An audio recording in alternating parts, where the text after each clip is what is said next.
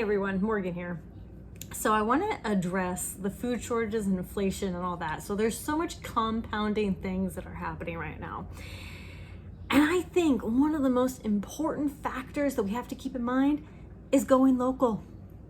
Okay, so I don't want to talk about going local because of health benefits or any of this, but we need to go more local because our globalization of our food exports and imports and all this is crazy. Okay, people lived without any of this import export. Yes, people used to trade, like eventually people used to trade and stuff like that. Hey, I'm a traveler and I'm come through and I have some, rice or whatever. Hey, try this. Yay. Okay. But the point that I'm making is this globalization of export and import is causing huge strains,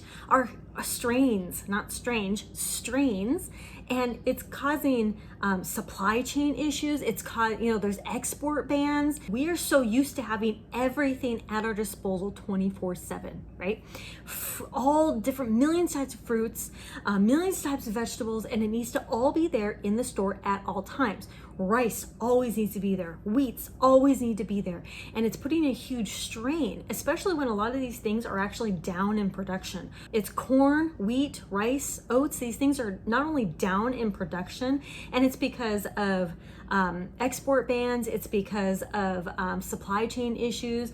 Here's the thing. It takes like 4 or 5 transports of things to actually get to where they need to go. Let's say we are getting the wheat from, Ukraine or wherever you want to get it from, right? Let's just say that. Say, we were getting wheat from Ukraine, we get it. So from the Ukraine, they pick it and then they put it in the silos, and the silos into the trucks into, the maybe train or maybe just directly on the boat, depending on where they are. Okay, then the boat over to here in, it's in the shipping containers. How long are they sitting, off the sea, just sitting there in the containers, and then from the containers onto a either train or truck, and then from the train to the truck or the truck to the train or whatever, and then the truck to the store, and then the store to your hands, right? This is in the entire process that something goes through. And that's something that we're talking about with wheat, like wheat berries that actually last longer. Let's think about fruit or vegetables. They're in these cold storage, and sometimes they're even frozen before you even get there because they have to, have these things, ready to go, and they have to have these things preserved until it finally gets to the store. The other day, there were brand new strawberries that were put out, and the strawberries were rotten by the time I got them home, like the next day. It was a day later and they got home, and everybody was telling me, all these tricks to keep it fresh. Dude, they were rotten. I mean, they were literally molding, and one day. And so, it's so important to look at those local aspects. Grow things yourself, join a community garden, look to your local farmers. If we had our own gardens, everybody had their own garden, plus we were looking to local farmers for additional eggs or dairy, additional foods that maybe we can't grow ourselves. Like I can't really grow a ton of corn myself. So you would look to the outside sources for that. Let's say, for instance, I'm a prepper, right? And so I know I can't grow wheat. So I'm going to buy wheat, or I'm going to try to find a local source for wheat. I'm not growing corn, so I have to buy corn and find a local source. So it's not just about, the long-term aspect of, yes, I have to just grow everything myself and be in season and all that, but it's also prepping that stuff now. So get the corn, get the wheat, get the oats, things that you're really not growing yourself, and get a large supply of those things, because those things last forever, right?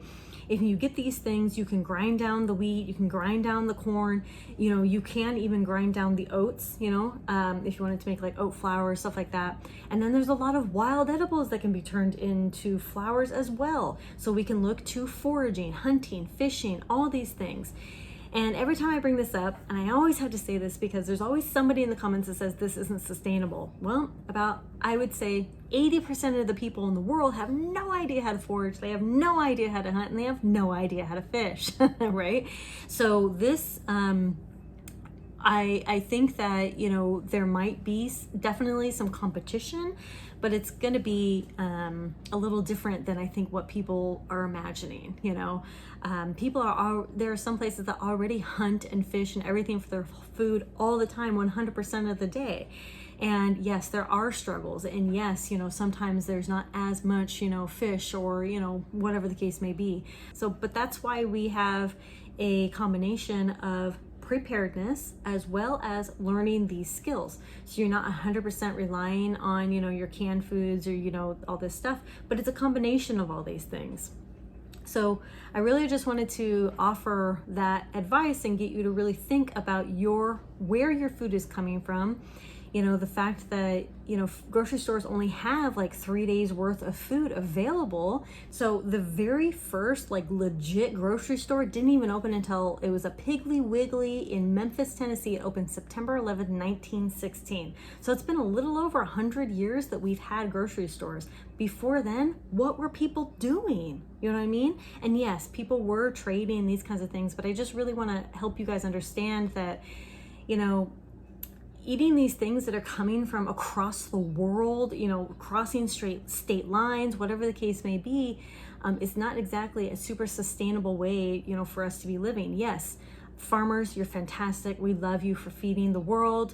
But if we could try to be a little bit more localized and understand that the more local we can be, the more sustainable our food sources will be, and we'll be able to thrive for long periods of time without having to rely on that grocery store.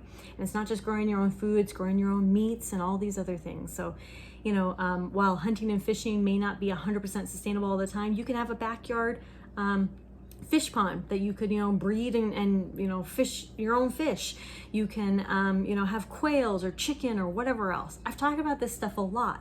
And I think that food shortages, inflation, all these things are really scary for people. Heck, I love going to the grocery store. Okay. I love going to the grocery store. I think it's so easy and convenient, but I also know that I'm not guaranteed to that grocery store. There's no guarantee that when I go there next that there's going to be food on the shelf or any of the food that we eat is going to be on the shelf. So I have to understand that and I have to be prepared.